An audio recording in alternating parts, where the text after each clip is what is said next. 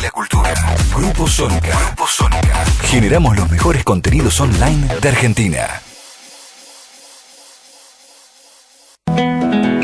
La modernidad periférica ha sido entendida por algunos como cultura híbrida, dado el ambivalente discurso latinoamericano en su rechazo a la dominación europea, pero en la internalización de su misión civilizadora ha asumido la forma de un proceso de autocolonización que asume distintas formas en distintos contextos y periodos históricos.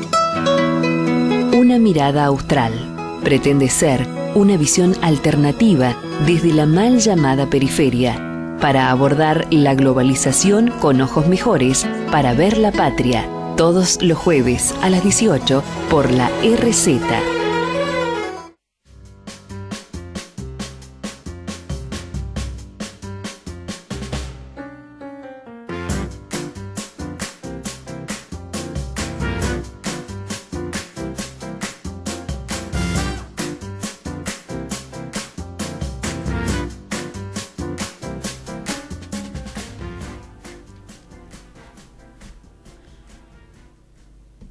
Muy buenas tardes, nos encontramos en una nueva edición de Una Mirada Austral, conducido por quien les habla, Erika Blum, y por el gran Pepe Muñoz Aspiri. Hola Pepe, buenas tardes. Hola, buenas tardes Erika.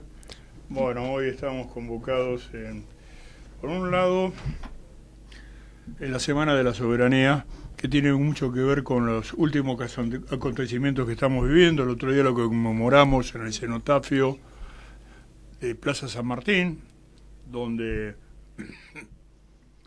esperamos que el próximo homenaje sea ya en una patria recuperada. Hoy contamos nuevamente con la presencia de un querido amigo, compañero y especialista del tema que nos va a hablar, pero por algo bastante lectuoso que ha sucedido últimamente, que es el hallazgo del pecio de los restos de nuestro submarino San Juan, y que por fin termina la agonía de la espera de los familiares de los tripulantes que encuentran finalmente la feciente noticia del fallecimiento. ¿Te acordás que nosotros le hicimos un reportaje a los familiares? Y una señora que algo casi nos quebró me dice, ¿yo hasta cuándo le voy a decir a mi hijo, papá está navegando? Ellos necesitaban tener la certeza. Que eso es lo terrible del desaparecido. No poder elaborar el duelo. Una vez que, porque todos tenemos fecha de vencimiento, como el yogur, lo tenemos acá, arriba, en la cabeza, al lado de adentro. Entonces sabemos que así como nacemos, vamos a morir. Es la tercera ley de la ontología. Pero otra cosa es la desaparición, que no sabe dónde está. No está vivo, no está muerto. Y lamentablemente sobre este tema, cualquier papanata dice cualquier cosa. Y hemos tenido oportunidad de escuchar a determinados periodistas o comunicadores que no son otra cosa que operadores de determinados intereses decir cualquier burrada sobre esta tragedia, desde que fue una irresponsabilidad del capitán, manchando la memoria de un oficial que quizás ha cometido un horror, pero que estaba cumpliendo una misión de servicio, luciendo el uniforme de nuestra Armada, el uniforme de Brown. A otros dicen que fue un ataque de Gran Bretaña, algo bastante descabellado. Y bueno, consideramos que lo más importante es convocar a alguien especialista en el tema, no solamente de nuestra industria naval, sino un ingeniero naval que ha trabajado muchísimo en la Argentina y en el exterior, que es nada menos que nuestro amigo Horacio Tetamante. Bienvenido, querido Horacio, y disculpamos lamentablemente que sean estas circunstancias que te convocamos, pero creemos que sos la persona más indicada para hablar de un tema tan delicado. Queríamos comenzar esta entrevista preguntándote qué hay de cierto y de real respecto a una información que salió inclusive en las cámaras de Canal 26 de que el hallazgo del submarino se había realizado hace prácticamente un año, en diciembre del año pasado, por el equipo ruso que vino aquí a la Argentina, en el mismo lugar, a la misma profundidad, y que esa información fue ocultada. Si no me equivoco, vos conocés a la gente de la tripulación rusa que estuvo trabajando ahí. Sí, conozco. Bueno, primero, gracias por invitarme. Por favor, tardes. un honor para nosotros. No, al contrario. Yo soy agradecido y honrado porque me inviten. Sí, yo estuve navegando en ese barco y conozco algunos científicos que, porque he trabajado en una época que estaba allá, los he conocido. Es importante un concepto que yo me gustaría que lo clarifiquemos, porque a veces, inclusive, ¿no? los aportes desafortunados del ministro de Defensa, que no entendió ni antes ni entendió ahora el significado de las operaciones que estaban en curso, agravados inclusive por la propia desconocimiento del anterior jefe de la Armada, el almirante Slur, que realmente ha sido, ni siquiera le asiste la duda del desconocimiento. Es decir, la verdad que cuando decían que él no sabía qué había pasado con su submarino, que no sabía dónde estaba, y que probablemente era difícil encontrarlo y que probablemente nunca se encontrara. La verdad que yo en varias entrevistas decía que eso era casi inadmisible que fuera verbalizado por un jefe de la Armada, y además haciendo explicaciones teóricas falsas de que el submarino tenía algún extraño diseño, que no podía ser ubicado, cosa que no tenía nada que ver con la realidad. Lo cierto es que ese día 15 de noviembre del año pasado, que empieza esta tragedia con el último comunicado del capitán, donde consigna un parte que a veces yo lo comenté en un programa, un parte importante, porque había que prestarle atención, que el capitán consigna con el código SIP-REP número 1, que es Situation Report. Eso es ya corresponde al protocolo SAR, o sea que al capitán, cuando lo caracteriza, lo protocoliza con ese código, está anunciando que si bien no tenía una emergencia, sí tenía a bordo una situación significativa.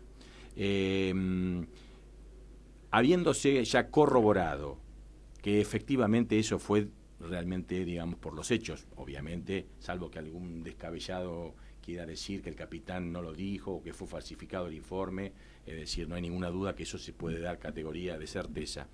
Y donde el capitán dice haber controlado esa situación y que iba a tomar la decisión de ir a sumergirse a 40 metros para terminar de analizar la situación y seguir navegando ya en un mar más tranquilo, porque la superficie estaba realmente muy, muy complicada. A partir de ahí se abrió toda una instancia de misterio, con diferentes hipótesis, alocadas algunas medianamente razonables, inclusive con un debate bastante desigual, porque aquellos que estamos formados con una formación cartesiana sabemos lo que es una hipótesis, sabemos lo que es acreditar una evidencia, sabemos las condiciones que tiene que cumplir una hipótesis para ser digamos, convertida en certeza. Entonces, con los que decían cualquier cosa, la verdad que era desigual los debates. Lo cierto es que el submarino apareció a pocos kilómetros de este informe.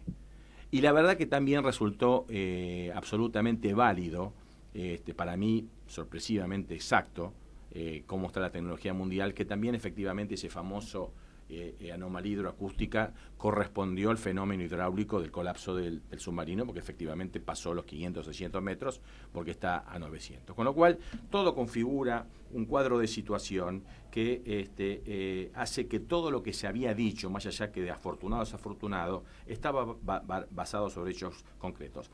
A partir de ahí se pone en marcha, cuando se determina que hay una desaparición de un buque, el protocolo internacional de búsqueda y salvamento de tripulaciones de submarino.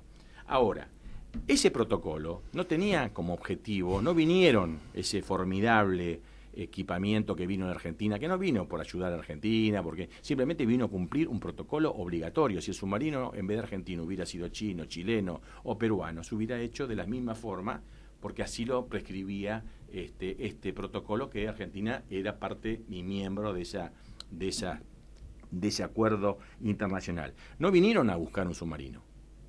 Ellos vinieron a rescatar 44 personas vivas.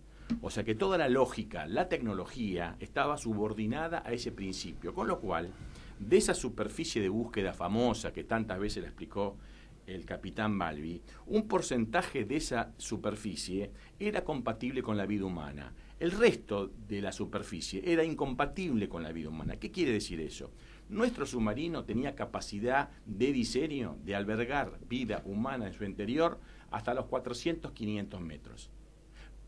Por debajo de esa profundidad ya no se podía sostener hipótesis de vida, con lo cual esa gran tecnología que vino acá, y teniendo solamente 7 días para poder encontrar a nuestra tripulación y rescatarla, era evidente que hubiera sido una mala praxis muy severa distraer esfuerzos en escudriñar profundidades que ya se sabía a priori que eran incompatibles con la vida, con lo cual lo que se hizo es desarrollar y apuntar toda la tecnología en un 30, un 40% o un 50%, estoy diciendo un número aproximado, de la superficie de toda el área de búsqueda compatible con la vida, y desestimó el resto, donde esta era parte de ella, porque tenía 900 metros. Con lo cual los rusos, lo que vinieron y lo que apuntaron, y los americanos, y los ingleses, y los propios argentinos, es a desarrollar una búsqueda en superficies inferiores a los 400 metros, con tecnologías compatibles con el tiempo disponible. Es decir, la tecnología de búsqueda posterior es totalmente distinta. Estas naves que hoy encontraron el submarino necesitaban tiempos de 30, 60 o 90 días para encontrar el submarino. Con lo cual, esa tecnología era incompatible para el objetivo principal de aquella oportunidad. Con lo cual los rusos, los americanos y todos, tiraron todos sus cañones en esa superficie. Probablemente los rusos, los argentinos y un montón de elementos más habrán tenido alguna información primaria, porque han pasado, han barrido, han detectado anomalías de formas.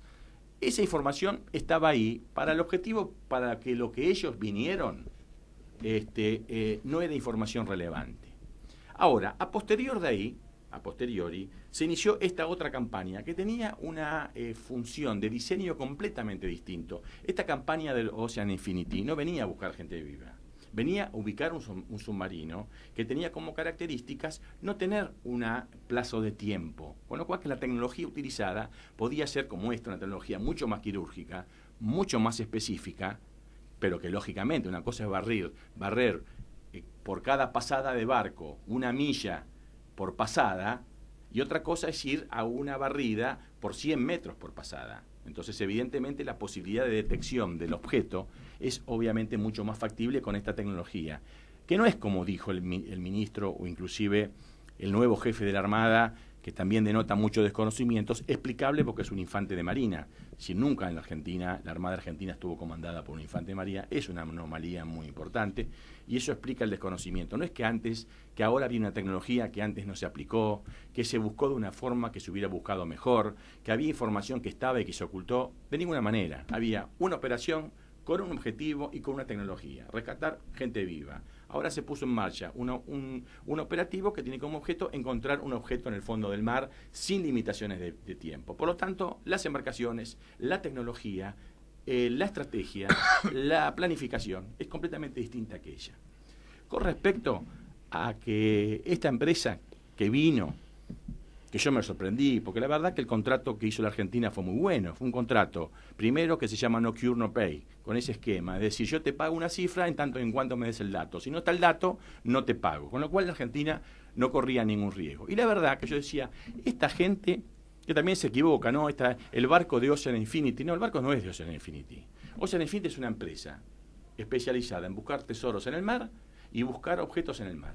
Han desarrollado estos pequeños submarinos robóticos, la tecnología de interpretación, y según sea el caso donde tienen que hacer la búsqueda, contratan un determinado barco. Este barco es un barco noruego, que no es de la empresa, especializado en exploración y prospección y explotación del petróleo en alta mar, que es muy adecuado para utilizar y manipular estos equipos en el mar como estaban. Entonces, ese barco que cuesta $100.000 por día, y habiendo pasado casi 60 días, yo digo, esta gente ha venido aquí con bastante seguridad para encontrarlo, porque la verdad, venir al sur argentino, a correr un riesgo muy grande, a gastarse $100.000 por día alquilando un barco más todo su personal, evidentemente debió haber tenido bastantes certezas, y el negocio no le fue tan bien, porque si lo hubiera encontrado en una semana, pero tardó 60 días, casi se va prácticamente, lo agarró en el último vizcachazo, encontró el submarino.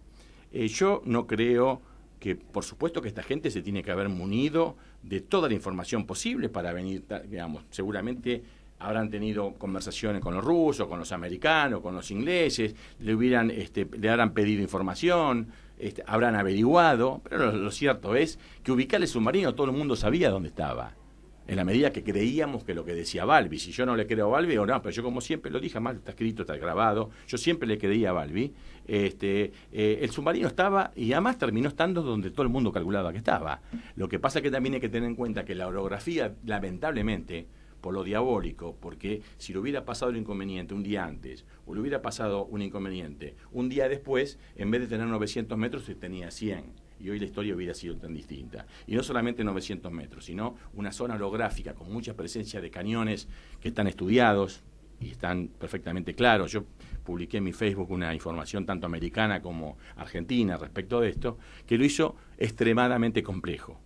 Muy difícil de encontrar desde la superficie. Tuvieron que ir con estos aparatos tecnológicos, ir y navegar por medio de los cañones hasta que finalmente lo encontraron. Acreditó que no era cierto lo que decía el ministro. El submarino, como yo siempre dije, no tiene ninguna característica especial para no ser encontrado con esta técnica. En definitiva termina siendo un cilindro de 7 metros de diámetro por 60 de largo, y efectivamente se demostró que cuando detectaron las formas, tuvieron una gran aproximación. Ahora hay un tema adicional que no se comentó, que me parece que es bueno comentar. Estos aparatos son tan prodigiosos que tenían 3 sistemas de detección.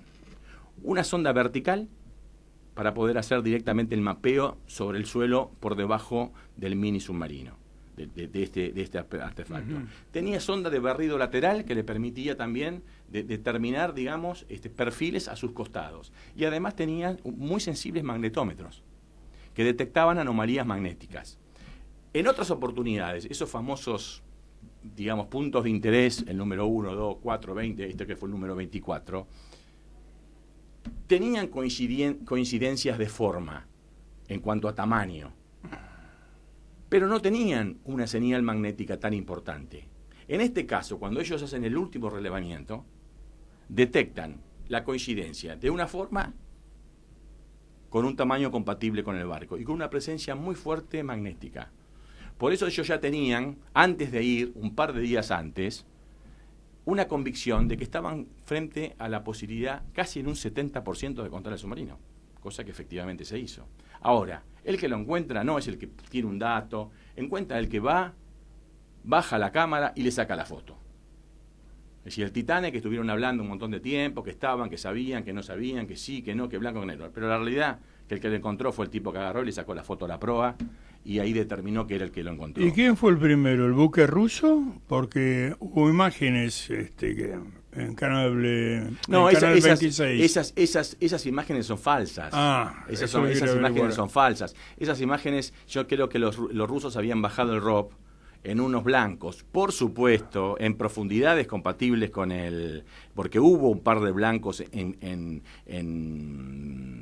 profundidades compatibles con la vida, que terminaron siendo o formaciones rocosas o el famoso pesquero ese que encontraron. Claro, o sea, naufragios anteriores. Anteriores, pero que estaban en la zona y estaban en profundidades compatibles con la vida. Por supuesto, ahí que fueron con el robot para verificarlo. Uh-huh. Y lamentablemente lo descartaron.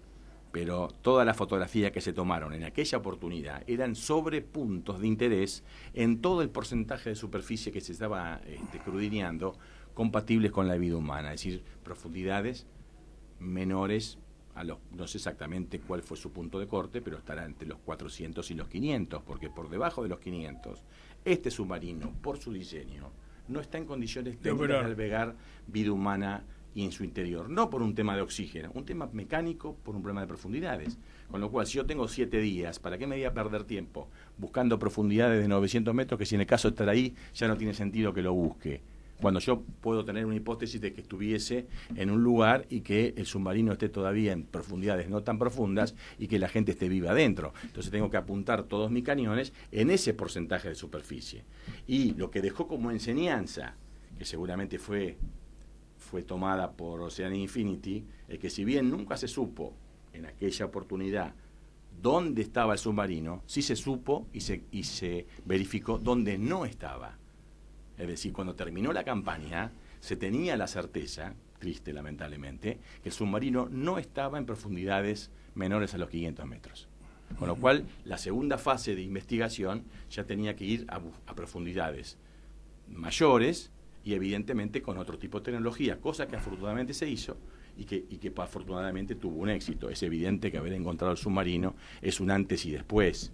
Y si acá ponemos que lo fundamental es arribar a la verdad, creo que hemos hecho un paso gigantesco para lo que nos debería importar a todos los argentinos, saber qué es lo que pasó. Una pregunta, porque los familiares, ahí también, bueno, disparidad de criterios entre ellos. El capitán, por ejemplo, considera de que la tumba del marino es el lugar donde muere, donde se hunde, donde reposa, que es un mojón de soberanía y que pasado un año ya no le interesa. Estamos hablando del ex capitán del San Juan, que es el padre de uno de los tripulantes que está ahí. Está hablando de su propio hijo, no está hablando de los demás. Y un oficial de una categoría excepcional. Tengo entendido que de una carrera impecable. Sí, sí. Y una persona humanamente extraordinaria. Claro, y está hablando de su hijo. No es un periodista que está hablando, no, es su hijo que está ahí en el fondo del mar. Pero hay otros familiares que quieren que se han rescatado los restos y que se ha rescatado el submarino. La pregunta, Horacio, ¿es factible rescatarlo? ¿Cuáles son los costos? ¿Existe la tecnología? Y, fundamentalmente, ¿podemos hacerlo nosotros o necesitamos auxilio externo? ¿Hay tecnología y capacidad argentina como para hacer un rescate de los restos del submarino? Mira, yo dije que, digamos, una de las cosas que decía una reflexión en la que yo trataría, y también invito y te invito, es decir, a hacer una profundización primero por el uso del término rescate.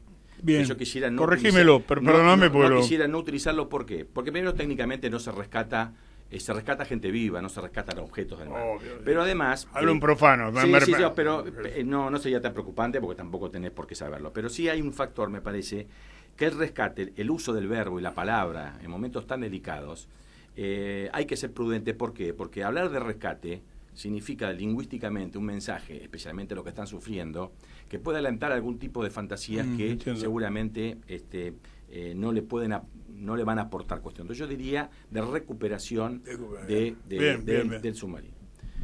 Ahora, lamentablemente, hoy un periodista me decía que para él haber fogoneado este enfrentamiento de los que quieren recuperar el casco resistente contra los que no lo quieren recuperar, iniciándose una confrontación que me pareció que era una torpeza del ministro, una nueva torpeza del ministro.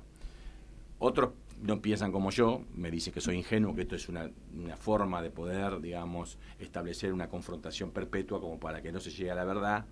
Y además en esa confrontación, o en el ruido de la confrontación, inyectar la idea que es un disparate, que vale 4.000 millones, como para desalentar en forma dolosa la vocación o voluntad de saber más sobre lo que pasó.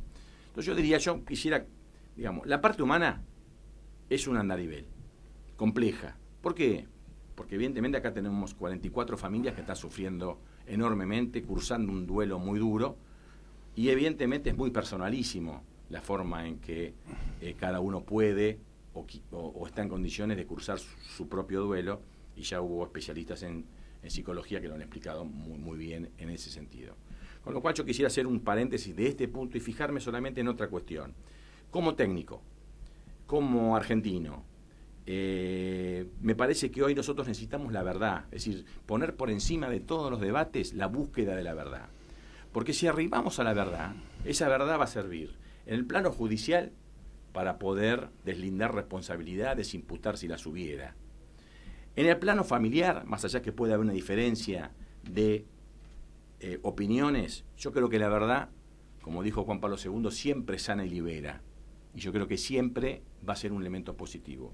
Y para los técnicos, para nuestras Fuerzas Armadas, para las futuras generaciones de submarinistas, en tanto en cuanto tenemos un submarino gemelo, extraer, aprender enseñanzas para que esto no vuelva a suceder. Con lo cual, si ponemos en el primer objetivo la búsqueda de la verdad y establecemos un plan de acción para buscar la verdad, todo se va a ir ordenando. Porque yo estoy convencido que de pronto la búsqueda de la verdad no va a ser, digamos, o no va a requerir, o probablemente no requiera en el futuro, la necesidad de recuperar el casco resistente. Pero para llegar ahí tenemos que hacer un camino muy largo que todavía ni siquiera lo empezamos. Podemos recuperar piezas que tienen un altísimo valor probatorio, que no son el casco resistente, y que son pequeñas.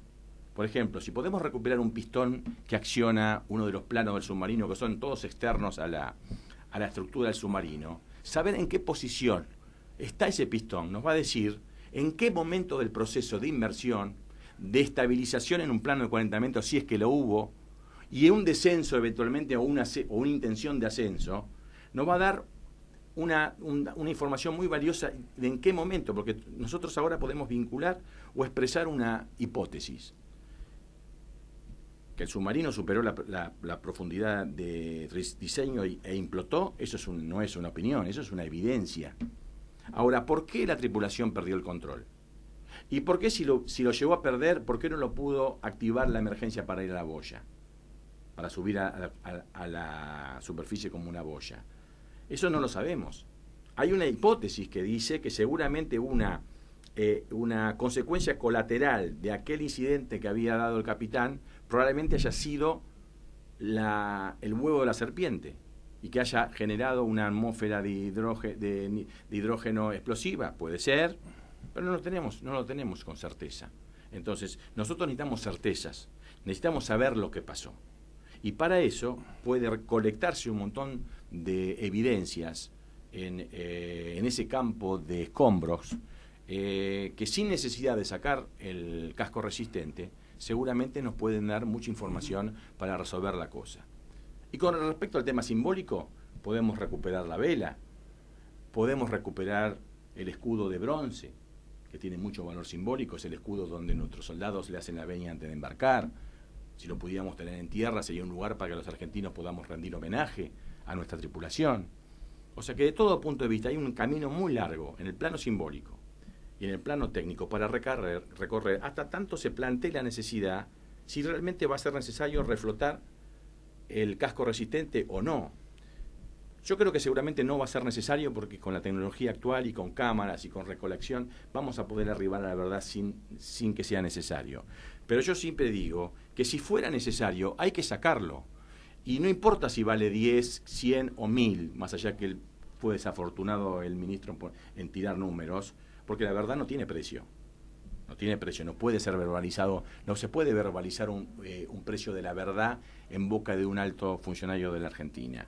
Entonces, y a tu pregunta es, yo creo que no hay tecnología para levantar un objeto del fondo del mar. Es un proyecto de ingeniería. Es un proyecto hecho por profesionales, por especialistas, por empresas de salvamento, por ingenieros especializados y por buzos y por técnicos de salvamento. Y yo siempre digo, en la Argentina tenemos profesionales de altísimo nivel que están contratados y trabajan en el exterior, que perfectamente están en condiciones de hacer un proyecto, porque esto no es una tecnología, es un proyecto. Que se llega al proyecto, primero, de cómo se aborda la situación, depende de pesos, distancias, profundidades. Después viene el diseño de los elementos necesarios para llevar adelante ese proyecto. Generalmente, si es que hay los elementos existentes en el país, se alquilan. Si son en el exterior, se traen. Y si no están en ningún lado, se construyen.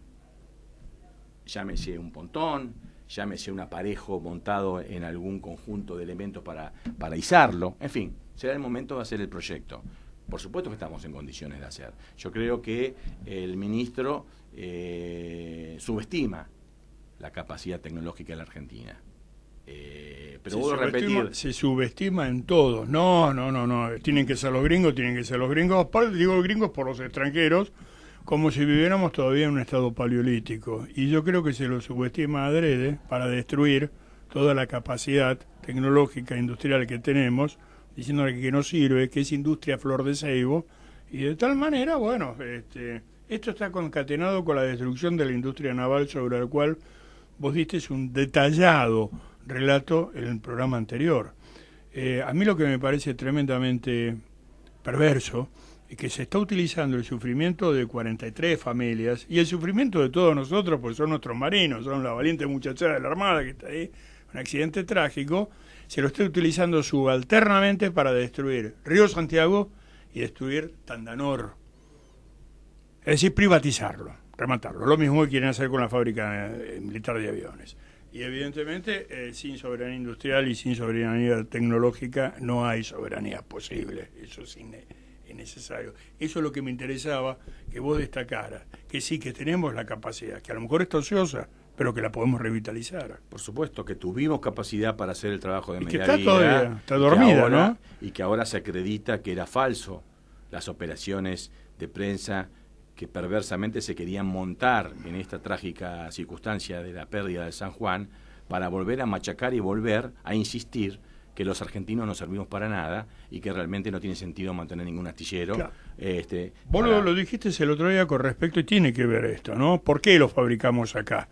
Es por eso negociado que van todos en la mordida en vez de comprar el producto terminado. Pero vos te referiste a otra cosa, te referiste al portaaviones, el rompehielos, General Iris, el portaaviones lo de Guasami lo regalamos a la India. Pero que sufrió una campaña brutal en contra... que justamente las reparaciones equivalían a comprar barbaridades, dice, ¿no? Como 5 rompehielos nuevos. Claro, pero es lo mismo cuando a mí vienen y me dicen, no, que lo que pasa es que se robaron 3 PBI, le digo, perdón, ¿qué es un PBI? ¿Vos sabés lo que equivale a un PBI de la Argentina? ¿Cómo calculás un PBI? Porque se dice cualquier cosa, y eso lo dicen, lamentablemente, y lo machacan, una serie de mercenarios con el falso título de periodistas que cacarean en ruedas de prensa en programas nocturnos y que son prácticamente analfabetos. Porque yo he leído, no voy a dar nombres porque no quiero comerme más enemigos de lo que tengo, ¿no? Artículos de determinados periodistas de Clarín y de programas nocturnos que construyen mal las frases, que hablan mal el castellano. Vos concretamente, vos tuviste una polémica hace poco con un tal Daniel Santoro, en la cual te decía, de ninguna manera yo dije eso, y atrás cartón, y en un programa que no es precisamente un programa de la oposición, porque está esta bella Pamela David, le pusieron inmediatamente las declaraciones que le había dicho, que se quedó, bueno, más pálido que el cartelista que tengo acá al lado, que esta mesa. Bueno, pero esta gente machaca constantemente. Y esto lo he embromado porque detrás de estos trágicos accidentes se monta todo lo que es un proceso de volver a primarizar la economía del país. Como dijo la vicepresidenta, el proyecto es la India. Esto tiene que ser de explotación de recursos naturales y de servicios. Es decir, un país agropecuario, minero, financiero y para de contar. Y ahí sobramos 20 millones de argentinos. Y vos, mi querido amigo, vas a tener que emigrar nuevamente a esos países donde tan bien te reconocieron. Bueno, contás un poco lo que me estabas diciendo antes, tu experiencia en Rusia, ya que estamos hablando, porque muchos dicen, los rusos vienen con una tecnología cachuza, porque acá verdaderamente el siglo XXV es de Estados Unidos. No, los rusos tienen gran categoría. Pero ¿con quiénes estuviste? Que fueron los integrantes de la aventura, en el buen sentido, espacial soviética. Digo soviética porque en ese momento eran soviéticos. El que trabajaste, muy buena amistad, que hizo la primera caminata espacial y que tiene que ver los trajes. Contanos eso, que es una anécdota bastante interesante. Sí, no, yo, digamos, trabajé... ¿Cuánto tiempo trabajaste en Rusia? Yo trabajé, digamos... Vos hablás ruso, aparte. Yo, digamos, lo comprendo, algo leo y, digamos, es un idioma pero te expresas con bastante complejo. Pero bueno, por el hecho de haber pasado tanto tiempo, uno va empezando a aprender algunos conceptos. No, he trabajado en el exterior en muchos países, pero particularmente a partir de la transformación política de Rusia en su etapa post-soviética, llamémoslo así. En la perestroika, en la glasnost, sí. La posterior. La posterior con Yeltsin, ¿no? Básicamente yo trabajé para el gobierno de... ¿De Yeltsin o de Gorbachev? De Yeltsin. Ah, Yeltsin, de Boris Yeltsin. Sí. Con un colega que había tenido una amistad en unos estudios que habíamos hecho, habíamos coincidido cuando éramos jóvenes en Alemania. Participé y colaboré en lo que era la transformación de las unidades tecnológicas de la vieja Unión Soviética en empresas ya con la lógica de la economía de mercado. Claro, empresas todo lo que era básicamente, la tecnología de la producción para la defensa. Y por ese motivo, bueno, estuve trabajando mucho tiempo en Murmansk, justamente, bueno, en el ambiente también de los astilleros y básicamente relacionados con los submarinos, porque ahí están las bases, una de las bases principales estratégicas de Rusia se divide, una en Murmansk, en Severominsk, y la otra en Vladivostok, como es para hacer, digamos... Sí, una, digamos, para el Báltico y otra es toda la cuenca del Pacífico, básicamente la península, ¿no? La ofensiva hacia la costa oeste de Estados Unidos y a través del polo norte, que es navegable por debajo porque no tiene continente, prácticamente en un día y medio de navegación ellos podían salir por el mar de Barents rápidamente a la bahía de Hudson en muy poco tiempo. Eran embarcaciones casi 30 nudos de... Claro, pues es un cubito de hielo, no tiene un continente abajo como la lo han navegado por debajo, digamos. Sí, primero fueron Nautilus, si no me equivoco, Yankee. Sí. No el de Julio Verne, me refiero al Yankee. Y los rusos también sí, obviamente. Trabajaron mucho en ese sentido. Y bueno, ahí vivía, no sé si vivirá actualmente, Alex Seglonov, que es es su principal referencia como cosmonauta, ¿no? Es decir, prácticamente es el que continúa en rango de honor a Yuri Gagarin, que muere. Yuri Gagarin a pocos años de su hazaña muere.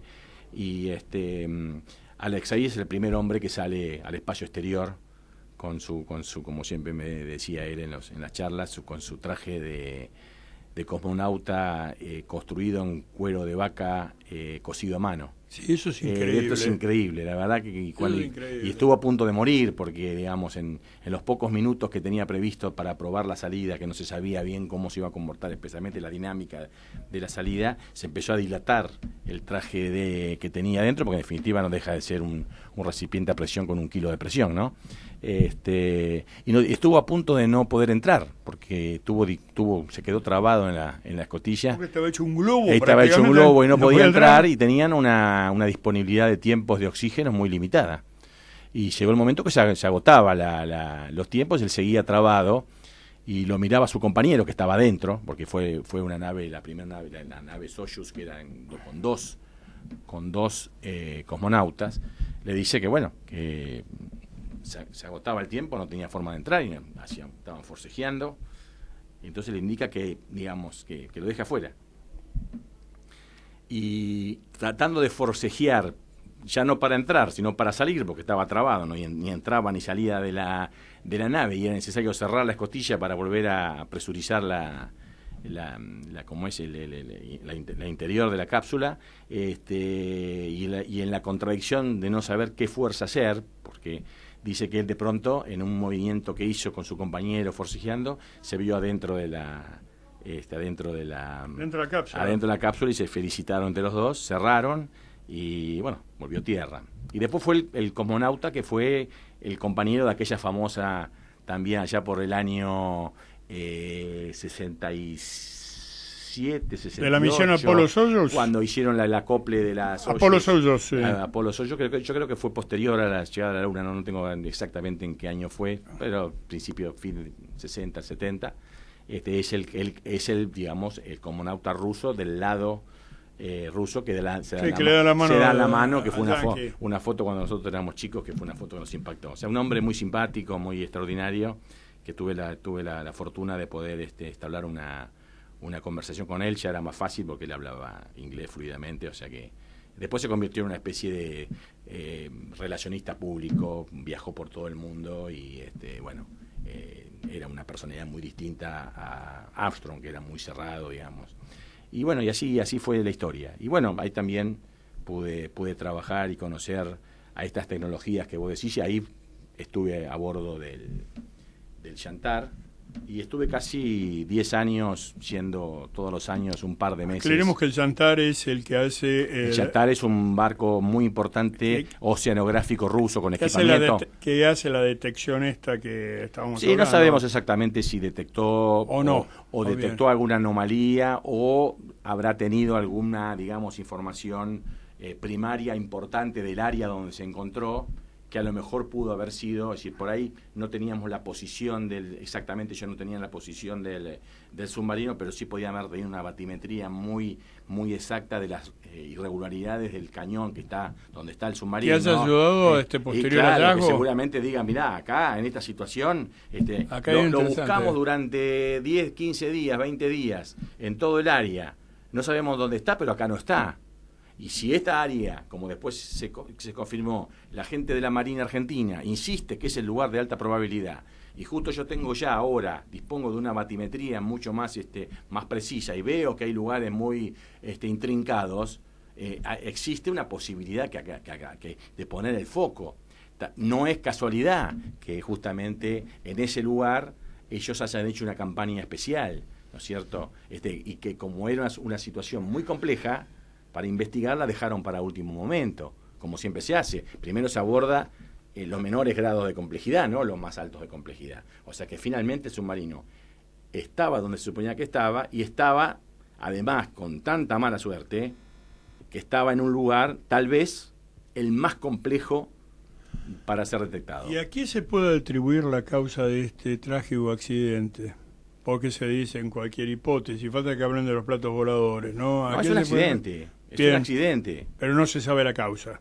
Lo que no se sabe es lo siguiente, hay muchas si hubo cosas, un ingreso de agua, que hay muchas cosas que que ya se saben. Ajá, a ver. Es decir, se sabe que el submarino se contactó en tal lugar. Se sabe que el capitán emitió un informe SAR, Situation Report 01. O sea que ya al caratularlo con esa carátula, ya está diciendo, señor, ojo, acá no es que yo salgo y me cayó mal el café. Entonces ya anuncia o preanuncia, y eso significa que el control de tierra tiene que ya empezar a prestarle una atención más especificada, porque no llegando a ser un informe de emergencia, es un informe que consigna una situación, digamos, muy significativa. A partir de ahí, que iba a tomar la decisión de sumergir. Hasta ahí sabemos todo lo que pasó. Pero sabemos que entre ese momento y las 3 horas que quedan, cuando se escucha con una precisión en cuanto a tiempo, efectivamente, y se confirma ahora que es el fenómeno hidráulico del colapso de la estructura, que tiene compatibilidad con las famosas toneladas de TNT y compatibilidad con lo que realmente escuchan estos micrófonos, algo sucedió. No sabemos qué sucedió. Hay una hipótesis, que se pudo haber habido una explosión interna por la acumulación de hidrógeno, es una hipótesis fuerte, pero todavía le queda coleccionar mucha evidencia para poderla convertir en certeza. Pero también hay otras posibilidades, que pudo haber sido otra situación. Lo cierto es que algo pasó importante, que pasaron 2 cosas. La tripulación no pudo controlar el submarino, que también es una certeza, y que además no pudo activar los protocolos de ir para la superficie, porque si no hubiera estado. Entonces, ahí hay un punto todavía que no deja de ser un conjunto de eslabones perdidos. Y para saber la verdad, necesitamos saber qué es lo que sucedió dentro del submarino en esas 2 horas. Y este conjunto de eslabones perdidos que mencionás, ¿va a ser posible que se puedan engarzar nuevamente y se pueda reconstruir el hecho para saber esa verdad que se está buscando? Digamos, ¿es preciso sacar a la superficie las evidencias, o se puede investigar estando donde está ahora y, digamos, con los equipos que están trabajando allí? Bueno, es importante lo que vos decís. Justamente faltan esos eslabones perdidos. Hay que coleccionar evidencias para poder ir clausurando algunas hipótesis y convirtiendo en certeza otras. Y tu pregunta tiene una respuesta que también no es, digamos, absoluta de mi parte. Puede haber una fuerte convicción. Yo creo que el concepto de recuperar el submarino no es todo o nada, o se recupera todo o no se recupera nada. Hay un montón de piezas con alto valor probatorio que están prácticamente diseminadas y que no tienen ninguna complejidad para recuperar. Hay posibilidad de ingresar adentro del submarino, detectar, por ejemplo, si algunas válvulas fueron cerradas o están abiertas, porque si hay un proceso de inmersión por un lado, un proceso de estabilización en el plano de 40 metros, y hay un proceso de emergencia, todos esos procesos vienen asociados a una cantidad de acciones que hacen los hombres: abrir una válvula, cerrar una válvula, acelerar toda la máquina para adelante, hacer una reversa para atrás si tengo una emergencia de pérdida de control. Una de las formas que tenía este barco era darle marcha atrás para levantarle la proa. En fin, hay un montón de acciones físicas que, si están hechas, no significa que el que la hizo estuvo vivo al momento de hacerla. Y si no está hecha, quiere decir que a ese momento no se hizo cuando se debió hacer, y si no se hizo, porque estuvo impedido de hacerlo.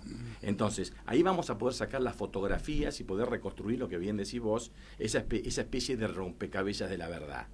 Y yo creo, mi comisión, para ser claro con tu pregunta, es que me da la impresión que si se hace un buen peritaje de cómo está y dónde está el submarino, entiendo que tal vez hay una gran probabilidad que no sea necesario abordar la compleja operación de llevar a la superficie el casco resistente.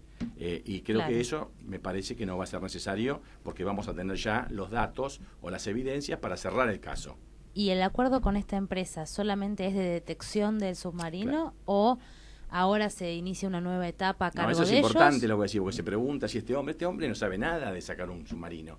Lo que este hombre es una empresa especializada Claro, en detectar búsqueda de tesoros. elementos, No, claro. no tiene idea lo que es recuperar una pieza o recuperar, es decir, por ejemplo, cuando estalló o se cayó el avión de Air France, que hizo impacto contra el agua 1000 y pico de kilómetros, que quedó prácticamente desintegrado. Ahí el primer objeto a ser recuperado fundamental es la caja La caja negra, negra, porque claro. ahí tenemos todos. Pero fíjate que ahí, con un avión absolutamente desintegrado en miles de pedazos, se recuperaron a los pasajeros. Por supuesto se llegó a recuperar la caja negra y también se recuperó el tubo pitot, que fue muy determinante, fue un dato muy importante de la estructura. Con lo cual me da la impresión que ahí desde ya no había fuselaje del avión, pero había muchas piezas con valor probatorio. ¿Te acordás la foto famosa cuando izaron el ala? Sí. Estaba más de 1000 metros, creo que de profundidad, no recuerdo exactamente, no sé si ustedes recuerdan, pero estaba a una profundidad muy importante. Que esa ala no solamente tuvo un valor importante probatorio de lo que pasó, porque dio mucha información, sino que también simbólicamente para los deudos y para las familias, ver físicamente esa pieza le significó, bueno, por lo menos la tranquilidad de que la realidad es la realidad, ¿no es cierto? Claro. Entonces yo creo que hay muchas cosas, hay mucha tela para cortar aún, antes de ponernos a debatir si es posible o no es posible, cuánto cuesta. No, seguro, pero lo que a uno le llama la atención es, bueno, se ha detectado. ¿Y ahora cómo continuamos? Bueno, yo creo que a partir de ahora me parece que la soberana es la jueza, que es la titular del expediente.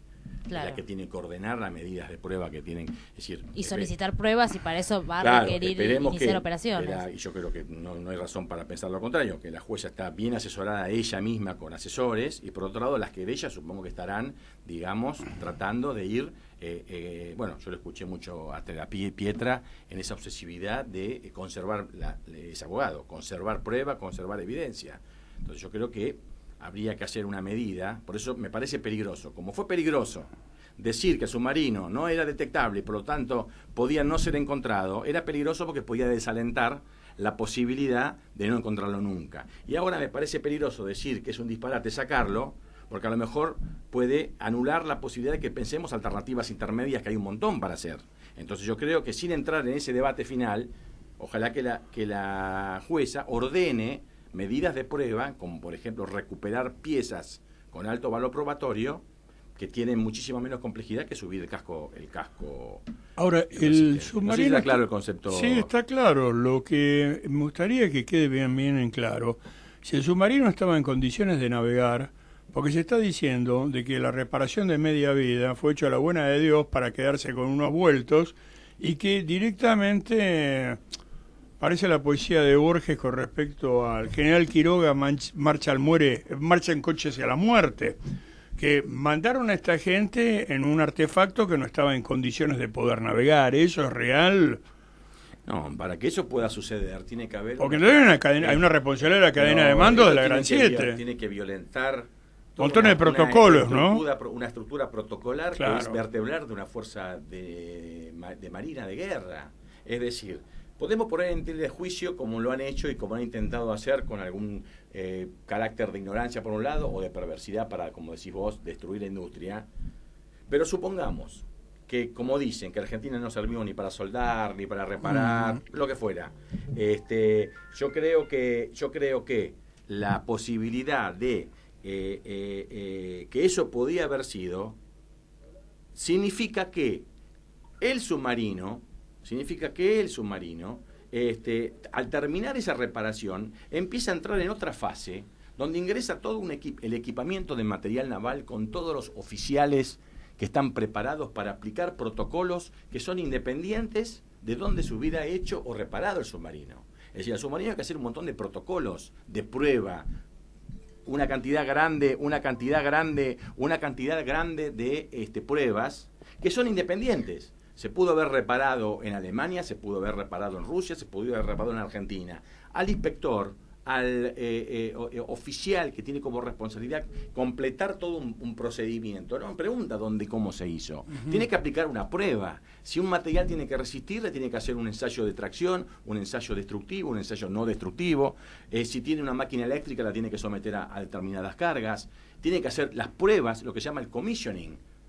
Eso es un protocolo muy importante de la Armada. O sea que no solamente ya estaría comprometido toda la industria, sino todo el equipamiento de protocolo. Y si eso fuera poco, después, el buque para cada vez que hace un ensayo de movimiento, hace una partida, también tiene que ejecutar una cantidad de protocolos previos, un checklist que para este submarino casi son 48 horas antes.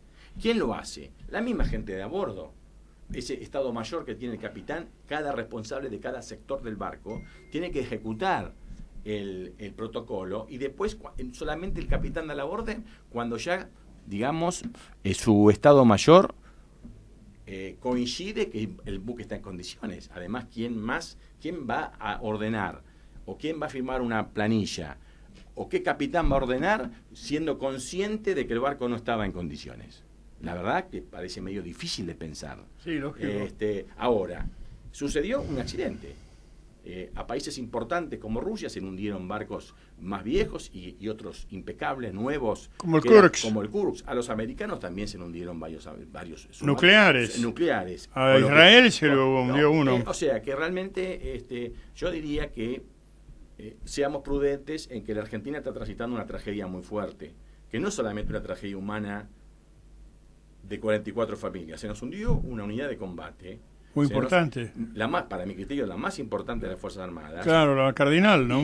Y perdimos una instancia estratégica muy significativa. Y que además nos generó unas consecuencias institucionales, porque no solamente implosionó el submarino, implosionó la cadena de mandos.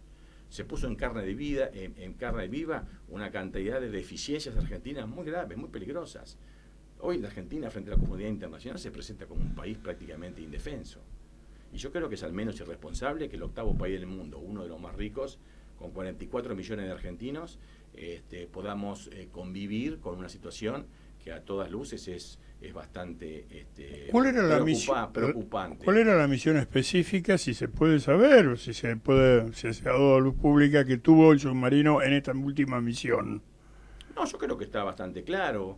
A pesar de todas las restricciones económicas, de todas las dificultades, en ese mes de octubre, creo, septiembre, la Armada Argentina organizó como parte de su programa, digamos, anual, un operativo muy importante en el sur argentino, un ensayo, entiendo, que involucraba la isla de los Estados, con un ensayo de hundimiento de un barco, que entiendo con desembarcos de comandos anfibios. Comandos, y se dice la estupidez, hay que ver por qué el barco, si está diseñado para 37, tenía 44. Eso es totalmente normal. Este submarino, entre otras cosas, tiene como función el desembarco de fuerzas tácticas. Sí, comandos anfibios. Y el submarino tiene una dotación operativa de 37 personas, pero está perfectamente preparada para llevar 10, 15 personas adicionales, si es que la misión así lo requiere. Con lo cual, estaba total. Entonces, una vez que terminó esa operación, que necesitaba el concurso no solamente del submarino, sino de buque de superficie,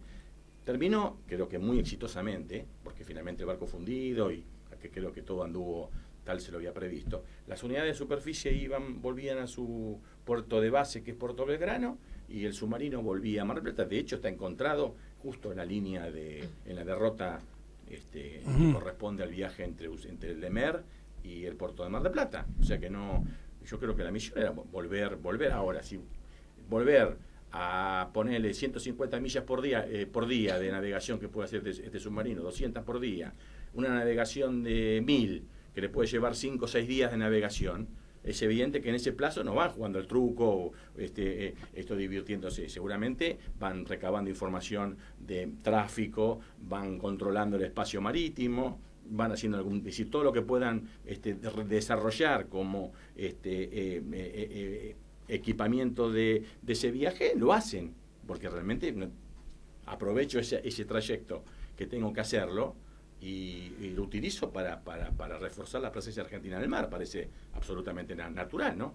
Totalmente. Ingeniero Horacio Tetamanti, le agradecemos su participación en nuestro programa y la verdad que lo felicitamos por la batalla titánica que ha dado estos días en los medios de comunicación, Sí, combatiendo muchas opiniones que realmente son propias de la ignorancia, ¿no? Del no saber y del no sentido común, pero que imperan en los medios de comunicación. Así que muchísimas gracias por inclusive tener la deferencia de venir a nuestro programa y contarnos esto. Y agregar un recuerdo fraterno y un gran abrazo a la familia de nuestro querido amigo y compañero Así Juan es. Gabriel Lavaqué, que acaba de sufrir también una terrible desgracia. Sí, nuestro más sentido pésame a la familia Lavaqué Nuestro más por el sentido fallecimiento de su hijo. de su hijo. Y la verdad que esperamos que se sepa la verdad, como también esperamos que se sepa la verdad de Lara San Juan.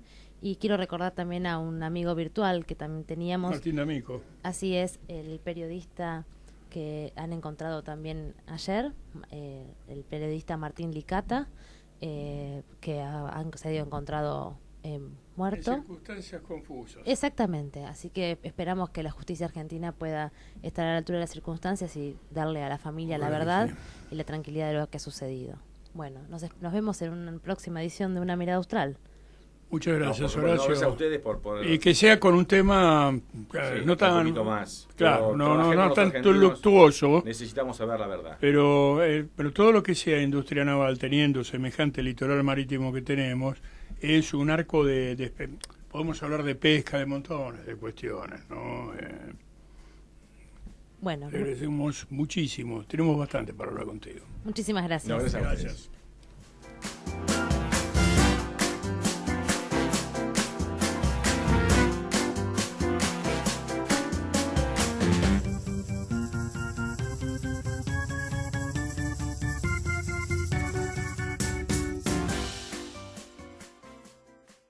Desde Buenos Aires, Argentina, vía internet hacia todo el mundo, transmite la RZ. La RZ.